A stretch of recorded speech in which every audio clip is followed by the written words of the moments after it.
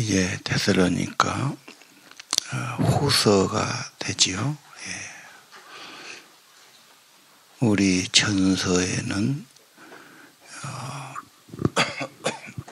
회심한 교회, 우상을 버리고 하나님께 돌아왔다. 참 신앙은 언제나 거듭남, 회심, 인생의 목적이 바꿔지는 거.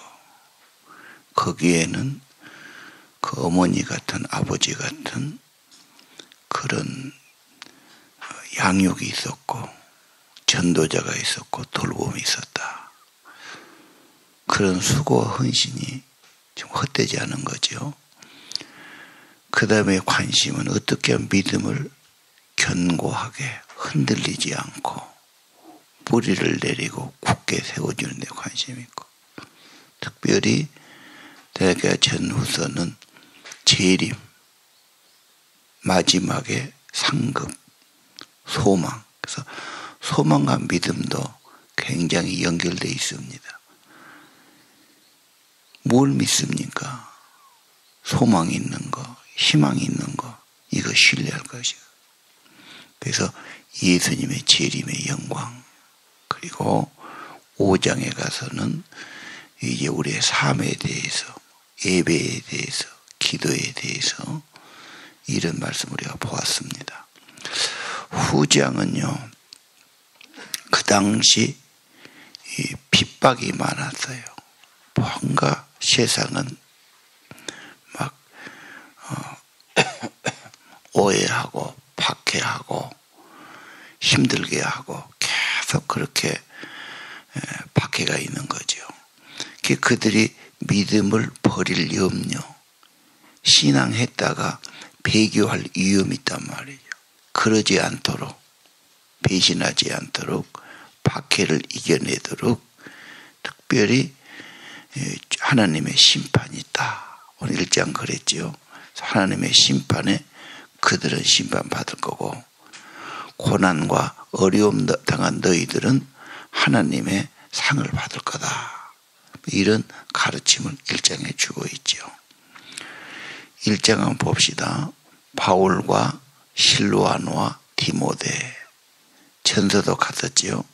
다시 편지를 쓰는 겁니다. 예수 안에 있는 교회. 교회는 주님의 몸이죠. 주님 모시고 살고 주님의 가장 관심사, 자기 몸된 교회. 이 교회가 하나님 나라를 이루는 주체가 되니까요. 언제나 은혜와 평강은 하나님과 예수님부터 나오는 겁니다. 주님을 더 의지하면, 더 생각하면, 더 바라보면 은혜가 있고 평강이 여러분의 삶에 있게 될 것입니다. 3절 이하는요, 무슨 말씀이 좀 그게 옵니까? 3절은 뭔가 믿음이 자란다, 사랑이 풍성한다, 그래서 감사한다 그랬는데 이게 4절하고 연결되잖아요. 박해와 환난이에요. 박해와 환난이란 말은 계속 무거운 압박이 오는 겁니다. 무거운 돌멩이를 배 위에 올려놓은 것처럼 답답하고 견디기 어렵고 계속 억누르는 박해들이에요. 너무 힘들죠? 예. 그런 거 억누르고 계속 핍박하고 어려운데 왜 그러냐? 뒤틀린 세상은 하나님을 거역한단 말이에요. 오해한단 말이에요. 없으면 좋겠어. 지 맘대로 살고 싶어. 그래 싫어한 겁니다. 예. 그런데 오늘 4절의 모든 박해와 환난을 견디면서 인내하면서 믿음이 깊어집니다. 기도하니까 하나님 어떠면 좋습니까? 어려울 때 더 진실한 기도, 기도할 때 영적인 힘을 얻고 믿음은 더 좋아진단 말이에요. 편안하면 기도도 대충 하고, 그러다 보면 믿음도 더 자라지를 않지요. 어려움이 있다면, 문제가 있다면, 내 믿음을 키우는 기회다. 내 마음이 더 커져야 된다. 세상을 이기는 믿음을 가져야 된다. 그렇게 보시면 되겠고요. 사랑이란 말이 나왔어요. 자, 사랑이 풍성해진다. 편하고 좋으면 그냥 좋은 대로 살아요. 그런데 누가 아프다든지 어려움 당한다든지 그러면은 짠합단 말이에요. 안타깝단 말이에요. 사랑 안 할 수가 없지. 안 좋은 점도 있지요. 뭐 핍박이 좋을 리가 없지. 그러나 신앙 안에서 보면은 이건 믿음이 좋아지는 기회예요. 서로서로 참 사랑할 수 있는, 사랑이 좋아지는 그런 계기가 되는 겁니다.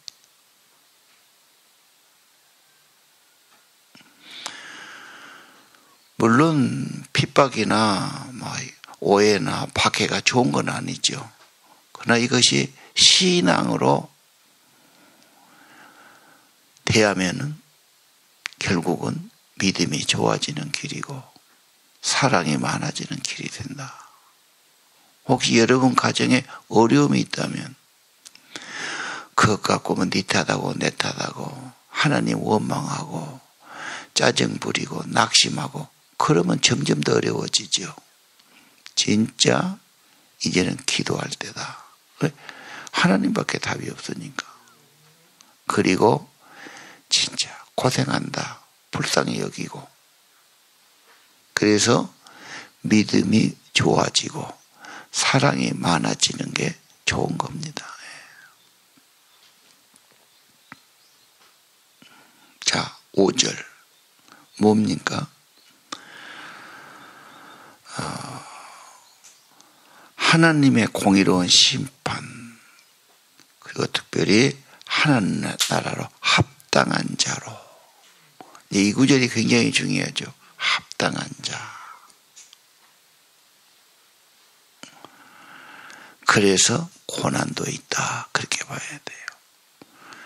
내가 왜 몸이 아프고 내가 왜 손해를 보고 내게 어려운 일이 있을까? 하나님 나라에 합당한 자.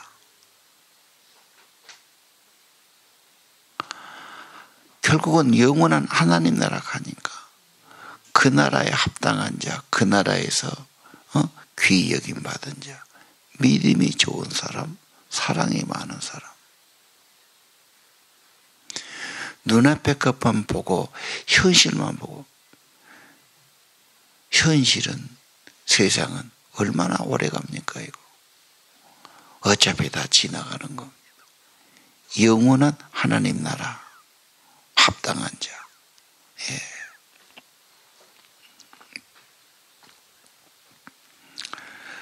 자, 그 다음에 무슨 말씀이 있습니까? 그 다음에는 6절 이하 이제 하나님이 갚아주시죠. 예.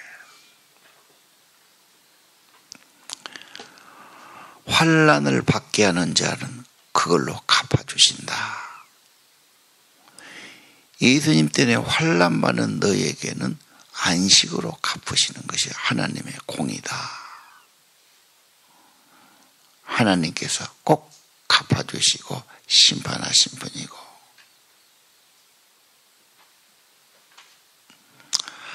하나님은 살아계시고 참되시고 갚아주시는 분이시다. 하나님이 어떤 분이냐? 공의로 심판하신다. 판단하신 분이다. 갚아주시는 분이시다. 정말 눈물로 믿음 지키고 어려움을 이겨내고 그러면서 믿음이 더 견고해지고, 어떠한 박해나 핍박이나 어려움이 있어도 하나님에 대한 믿음 버리지 마라, 그 말이에요. 아니, 그 박해가 믿음을 더 견고하게 만들어 줄 거다. 지금 공산권 교회들, 중국의 교회들, 핍박받는 교회들, 완전히 저 독재 국가들은 경찰 국가거든요. 다 조사하고 다 뭐 정보 수집했다가 막 껐다가면 잡아가고 막 하루아침에 교회를 폐쇄시키고 막 아주 지그가 권세 있다고 엄청나게 그럽니다.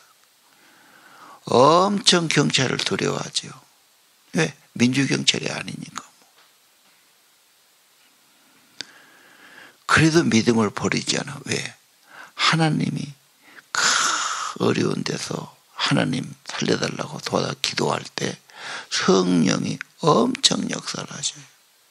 그리고 전 교회 핍박하고 뭐하자는 하나님이 데려가시지. 예. 그래서 공산당이 들어서 이제 지금 벌써 70년, 중국 땅에서. 그때 교회가 얼마 없었습니다, 신자가. 그렇게 박해하는데 교회는 100배 이상이 부흥했고요. 그건 놀랍지 않아요. 그렇게 핍박하는데 하나님은 더 역사를 하시는 겁니다. 초대교회 때 엄청 핍박받았지요. 너무도 어려우니까 다 굴 속에 들어간 거 아니에요. 그 굴은요, 가보면 가다보면 이런 평지에서 지하로 들어가가지고 막 무덤이죠, 사실은. 수백리가 거미줄처럼 쳐져서 거기 들어오면 못 빠지니까 못 들어요, 군인들도요. 거기에 들어가 산 거예요. 밤에 나와서 뭐 좀 먹고 또 들어가 살고. 이걸 뭐 엄청나게 했지요. 그러면서 참 하나님은 살아계시니까 진짜 성령이 엄청 역사하신 겁니다. 지금도 그래요. 공산권에 가서 이제 그런 시골에 가서 막 병이 많이 났고 막 하나님의 기적이 엄청 일어난다. 어려움만 보지 마시고 하나님의 은혜로 갚아주신 것을 보셔야 되고요. 합력의 선을 이루신 것을 봐야 되고요. 믿음이 자라게 하시고, 그렇죠. 사랑이 많아지게 하시고 하나님 나라 합당한 사람으로 만들어 가실 겁니다. 예. 그리고 하나님 6절에 갚아주시는 분이다. 공의로운 분이다. 특별히 더 중요한 것, 예수님이 천사와 함께 불꽃 가운데 나타나실 때 결정적이죠. 예수는 이 땅에 구원하러 오신 분이에요. 가르치신 분이고 제자를 삼으신 분이고, 그렇죠. 다 구원사역을 이루신 분이고. 네. 결정적인 것은 예수님의 재림이죠. 왜? 계시록의 결론이니까. 성경의 결론이니까. 예수 다시 오실 예수, 재림 예수, 그때는 완전히 새로운 세상을 만드는 것. 결정적인 사실입니다. 재림 예수, 하늘에서 천사와 함께 능력으로 불꽃 가운데 재림하신다. 재림에서 뭐하죠? 8절에 하나님 모르는 자들, 복음에 복종하는 자들 형벌을 내리시리라. 어떻게 되지요? 영원한 형벌을 받는다. 지옥 형벌, 영원한 멸망이죠. 설마 거짓말하니까 겁주려고 그럴까? 그건 진짜일까요? 예수님께서 복음서에도 영원한 지옥과 형벌을 말씀하지 않았습니까? 한결같이 말씀하지요. 자, 우리가 믿는 예수님, 이제 다시 오실 예수님, 갚아주시는 예수님, 형벌로 심판하신 예수님, 영원한 구원을 주시고 영원한 형벌을 내리실 심판자신 예수님.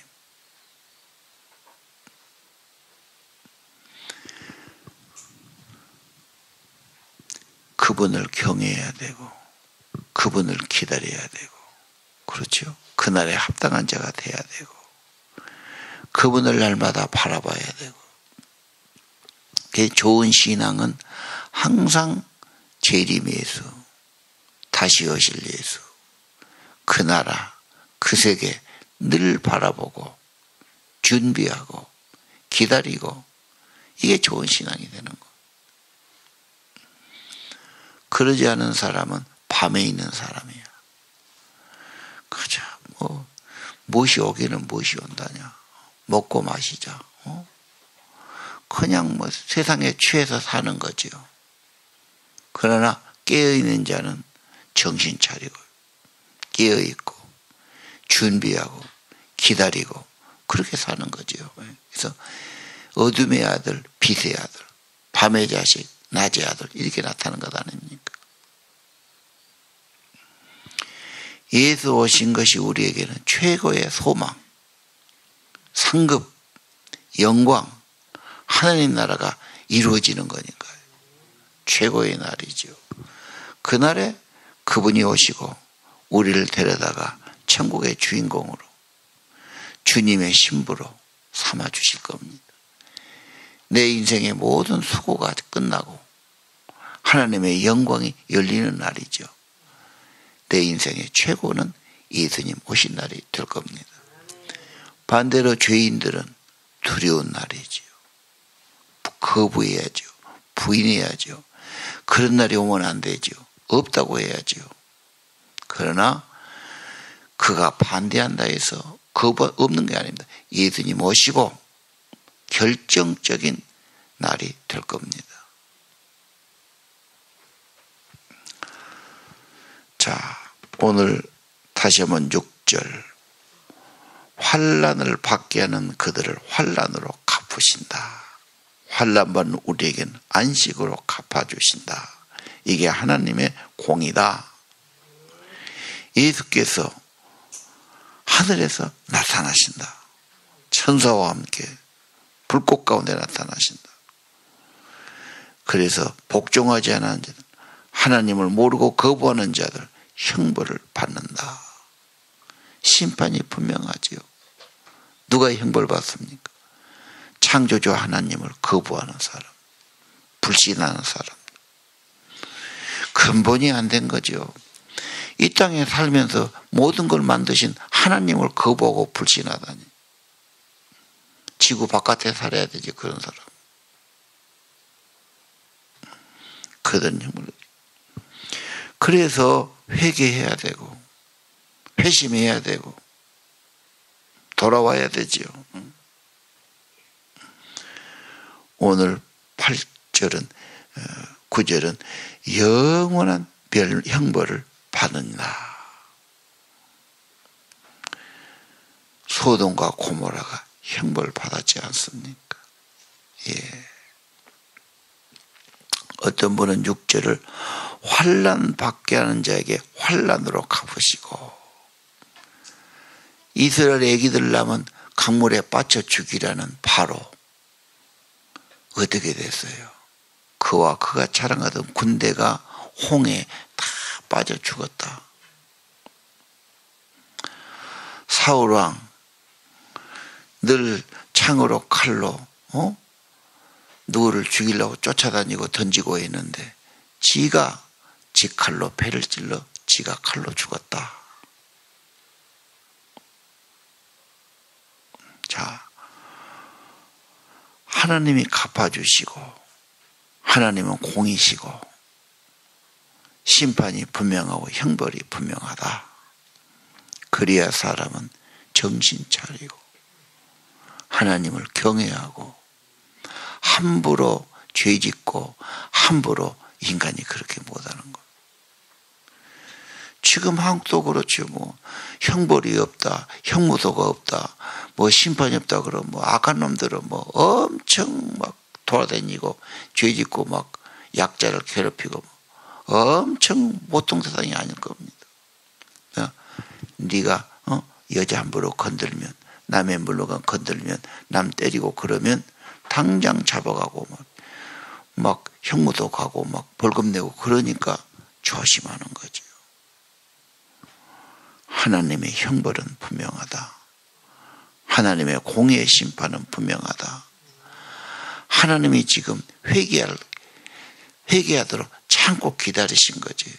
하나님의 심판이 없는 게 아닙니다. 한 사람이라도 구원하기 위해서 기다리고 계신다. 속이 복음 전해야 되고, 속이 회개해야 되고, 회심해야 된다. 복음서가 계속 그런 이야기 아닙니까, 여러분? 자, 10절입니다. 결정적인 날, 그날에 그분이 강림하실 거다. 계시록의 예수 재림이에요. 오시면 모든 성도들은 영광을 돌릴 겁니다. 정말로 이 세상의 주인, 창조자, 구원자, 우리 하나님, 그분이, 예수 하나님이 이 땅에 찾아오시고 회복시키시고 다 갚아주시고 영원한 천국을 만들어 가시는 겁니다. 결정적인 날이죠. 그날에 그분이 강림하신다. 예수 재림이에요. 결정적인 날이죠. 영광을 받으실 거다. 모든 사람이 놀라울 거다. 놀랍지요. 이 세상에 우주가 태어난 대로 가장 결정적인 날이 예수 재림의 날. 만왕의 왕, 만주의 주, 그분이 오시는 거죠. 그리고 세상은 완전히 이제는 신천신지, 옛것은 다 없어지고 새로운 세계가 열리는 겁니다. 예.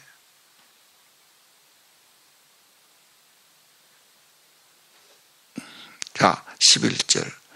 그러므로 항상 기도하자, 그 말이죠. 부르심에 합당한 자로, 구원받은 자로, 천국 백성으로. 예수님 오신다니까 준비해야죠. 시집 가려면 옷 준비도 하고 뭣도 준비하고 뭐 그러지 않습니까? 살인도 준비하고. 예수님 오실 때 너희를 위해서 그날에 합당한 자다. 오늘 아침 우리 기도, 천국에 합당한 자, 주의 부르심에 합당한 자. 그 다음에 하나님의 능력으로 선을 기뻐하라, 그 말이죠. 하나님의 능력을 힘입어서 선한 일을 더욱 하십시오. 이 땅에 있을 때가 기회입니다. 사랑도 하고 전도도 하고 선한 일도 하고 도와주기도 하고. 이 땅에 있을 때가 기회입니다. 주님 오시면 이제 다 끝인데요. 그 전에, 주님 오시기 전에, 주님 오시면 영광을 받으시니까, 놀라운 일이 일어나니까 항상 기도하자. 하나님의 부르심에 합당한 자가 되도록 하나님의 능력으로 선을 기뻐하고 선한 일을 더욱 하자, 그 말입니다.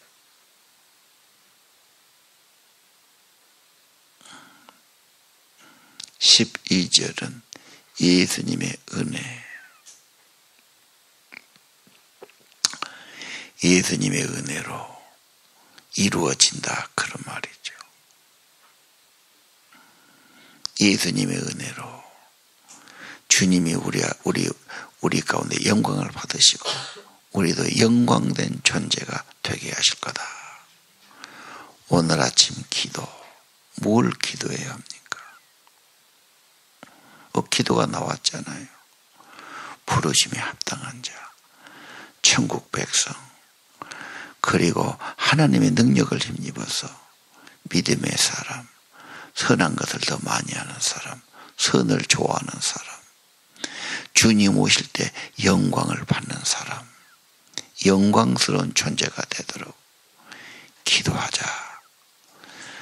하나님이 도와주시고 부르신 그분은 능히 은혜 주시는 분이십니다. 우리를 불렀으니까 능히 도와주시고 그렇게 만들어 주실 겁니다. 그럼 나는 가만히 있어야 됩니까? 부르신 그분에게 기도로 구하라는 거죠. 오늘 아침도 이런 기도가 있기를 바랍니다. 어려움, 세상 보고 사람 보고 낙심하지 말고 하나님의 상주심을 바라보시고 믿음이 더 견고하는 과정임을 바라보시고 더 애처롭게 사랑이 많아지는 과정임을 바라보시고 더 주님 나라에 합당한 자로 세워지기를 기도하십시다. 어려울수록 기도는 애절하고 힘들수록 기도가 간절하고 우리 믿음이 우리의 기도가 온전히 하나님 앞에 드려지기를 원합니다. 기도합시다.